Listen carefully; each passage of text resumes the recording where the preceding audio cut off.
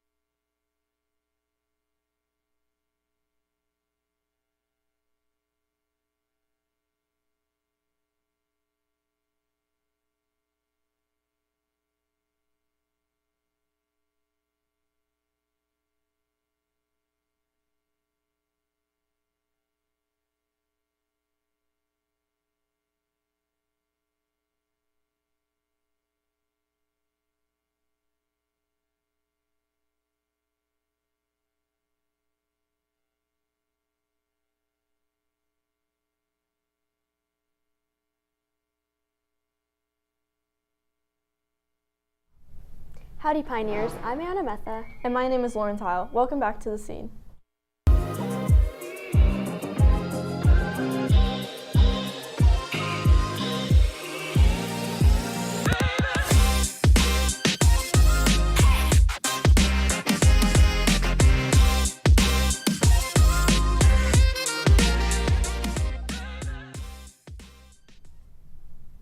Paul Teal, the actor known for his recurring role as Josh Avery on the young adult drama One Tree Hill, died Friday at 35 after a battle with cancer.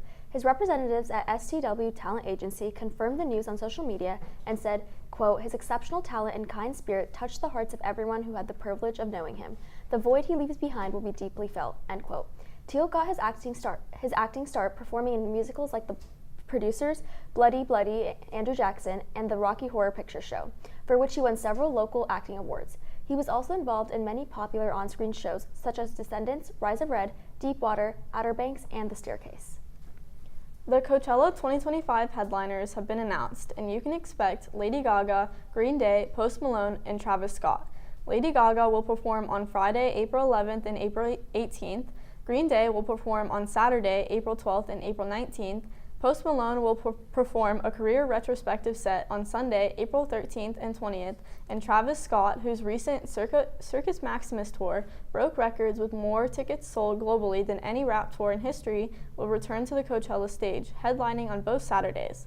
Some other notable artists to be featured at Coachella include Missy Elliott, Charli XCX, Megan Thee Stallion, The Misfits, T-Pain, Benson Boone, and more. Thanksgiving takes place next week. Let's take a look into some of the Pioneers' Thanksgiving traditions. Good morning, Pioneers. I'm Camila Cabrera, and today we're going to be talking about the history of Thanksgiving. Thanksgiving is a holiday primarily celebrated in the United States and Canada. Rooted in gratitude and harvest traditions, its origins trace back to 1621 when English pilgrims and the Wampanoag people shared a 3-day feast in the Plymouth colony, marking a successful harvest and mutual cooperation. While this is considered the first Thanksgiving, similar harvest celebrations existed in various cultures. In the United States, Thanksgiving became an official holiday in 18... Good morning, Pioneers. Let's take a look into some Thanksgiving celebrations. So for Thanksgiving, we go down to Grove City where my mother-in-law lives, and we usually have about 25 people there, and it's a lot of fun. There's cousins for my kids, and there's little kids, there's older people, so we have a really good time. I think my favorite Thanksgiving food is stuffing, or dressing, or whatever it's called these days. But I also like cranberry sauce, which is kind of weird, because most people don't like cranberry sauce. I don't know why I do though. So my favorite Thanksgiving dessert is when my daughter makes her chocolate chip cookies. My daughter makes awesome chocolate chip cookies, and this year she's making them, and then hopefully I'll get to have some, because usually they say you can't have them, those are for Thanksgiving, you gotta save them for everybody else. But I don't like that. I used to steal one. They're so good. For Thanksgiving, I'm gonna put up my Christmas lights probably, just because that's what we've always done. Is we go all out and do a whole bunch of stuff. My favorite food is probably just turkey, but then like when you put the mashed potatoes on the turkey, it's also pretty good. Well, this year we're going to be celebrating with my brother, who lives in Australia, so I'm really excited about that. He's going to come for a few days. He's in the military over in Australia, so yeah, let's have some family time. Favorite food is honey baked ham, definitely. With some gravy, maybe, some mashed potatoes. Sorry, all the pumpkin pie lovers, I don't like pumpkin pie, especially cold, but I like a warm apple pie, maybe a warm cherry pie, something like that. So. That's all for today, Pioneers. Now, back to the desk. Beyonce is expected to perform at the halftime show for the Christmas Day matchup between the Houston Texans and Baltimore Ravens, which will be streaming live on Netflix. Netflix announced the game's halftime performance on Sunday. The Texans-Ravens game is in Beyonce's hometown of Houston and will mark the first time Netflix live streams an NFL Christmas game day. Beyonce's fans are excited to watch the first performance of songs from her latest album, Cowboy Carter, outside its studio recording, which was released in March. Netflix said details were to remain a secret, but it did reveal Beyonce is expected to feature some special guests featured on the Grammy-nominated album, though it did not say who. The Mike Tyson and Jake Paul matchup took place this weekend, and many were calling it an underwhelming experience. Not only was the fight not as exciting as hoped, but Netflix's streaming glitched and buffered throughout the entire night, leaving over 60 million viewers' screens frozen or crashing. Netflix has since responded to the backlash and frustration from the public and is vowing to improve. Netflix's CTO, Elizabeth Stone, wrote to the employees, this unprecedented scale created many technical challenges, which the launch team tackled brilliantly by prioritizing stability of the stream for the majority of the viewers. We don't want to dismiss the poor experience of some members and know we have room for improvement, but still consider this a huge success, end quote. Energy drinks have grown immensely popular throughout the past few years. Here's Will taking a closer look.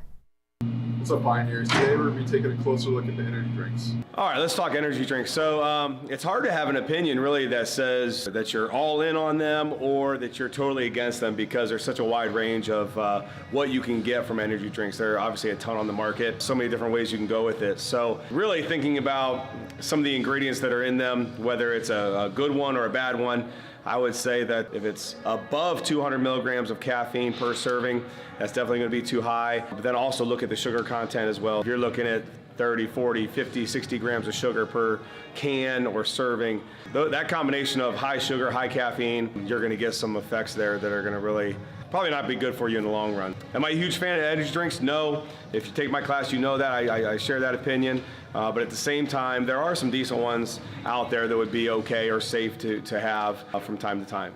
For children or youth, you really have to understand how it's going to affect your body. As you go through a day, your brain builds up what's called adenosine. Adenosine is what helps to regulate your sleep cycle, make you tired through the day. And people enjoy that caffeine boost or energy drink boost to try and get them through the later hours of the day. But you just have to understand how that stuff affects your body. Caffeine is a natural stimulant, and when you get too much of it, it can start to cause heart issues, digestive tract issues.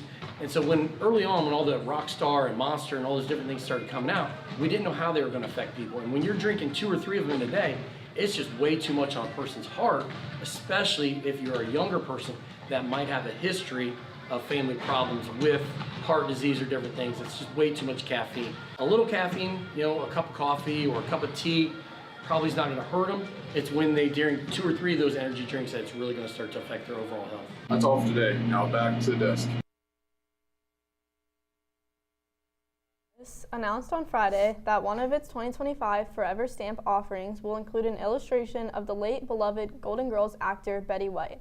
White died in 2021, weeks shy of her 100th birthday.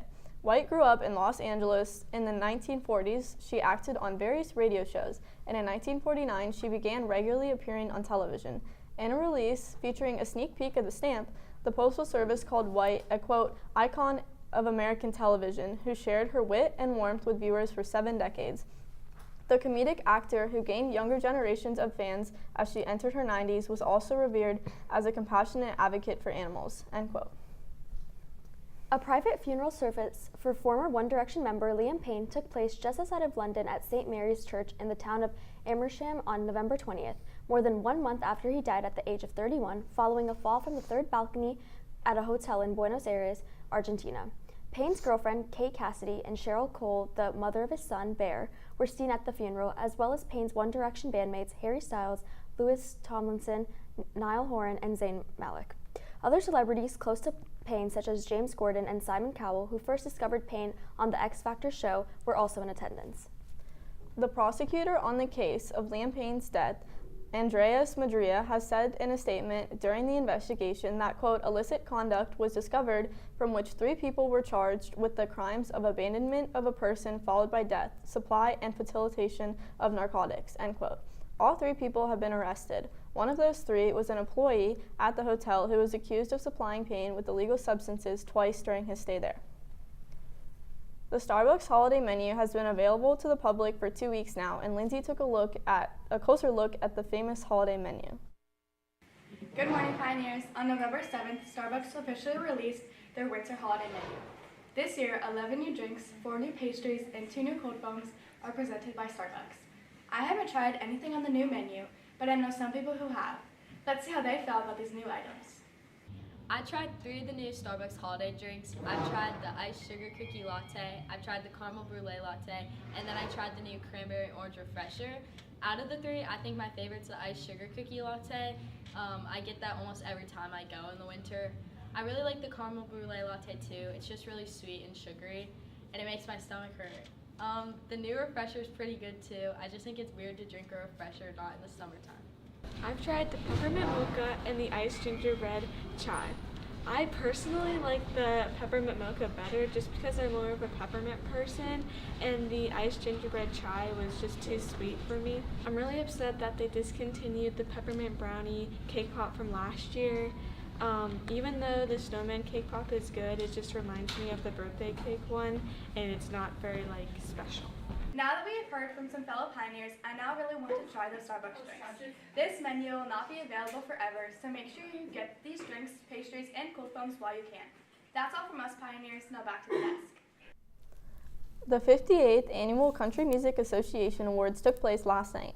Chris Stapleton won the most awards of the night, taking home 3 trophies, including Single of the Year for his song White Horse, Song of the Year, and Male Vocalist of the Year. Some other notable awards include Megan Monroney, who won New Artist of the Year, Cody Johnson, who took home Album of the Year for his album Leather, Lainey Wilson, who won Female Vocalist of the Year, as well as Best Music Video for her song Wildflowers and Wild Horses. Old Dominion made history by winning the Best Vocal Group prize for the 7th consecutive year. The night's biggest award, Entertainer of the Year, went to Morgan Wallen. However, Wallen was not in attendance to accept the award. Some other highlights of the night included a star-studded tribute to George Strait's discography, with the 72-year-old, quote, king of country and music, end quote, himself performing and accepting the Willie Nelson Lifetime Achievement Award. Ella Langley and Riley Green performed a duet to their popular song, You Look Like You Love Me. Luke Combs performed his song from the movie Twisters, Ain't No Love in Oklahoma, and Cody Johnson was joined on stage by Carrie Underwood, who hasn't had a big presence at the CMAs for a few years. However, the crowd was thrilled to see her back as they sang a duet to the song, I'm Gonna Love You. Thanksgiving has been celebrated for over 400 years. Let's throw it over to Cammie with a rundown of the history of Thanksgiving. Good morning, Pioneers. I'm Camila Cabrera, and today we're going to be talking about the history of Thanksgiving. Thanksgiving is a holiday primarily celebrated in the United States and Canada. Rooted in gratitude and harvest traditions, its origins trace back to 1621 when English pilgrims and the Wampanoag people shared a 3-day feast in the Plymouth colony, marking a successful harvest and mutual cooperation. While this is considered the first Thanksgiving, similar harvest celebrations existed in various cultures. In the United States, Thanksgiving became an official holiday in 1863 during the Civil War, when President Abraham Lincoln proclaimed it a national holiday of thanks to unite the country. It is observed on the fourth Thursday of November. Modern Thanksgiving is characterized by feasts featuring turkey, stuffing, and pies.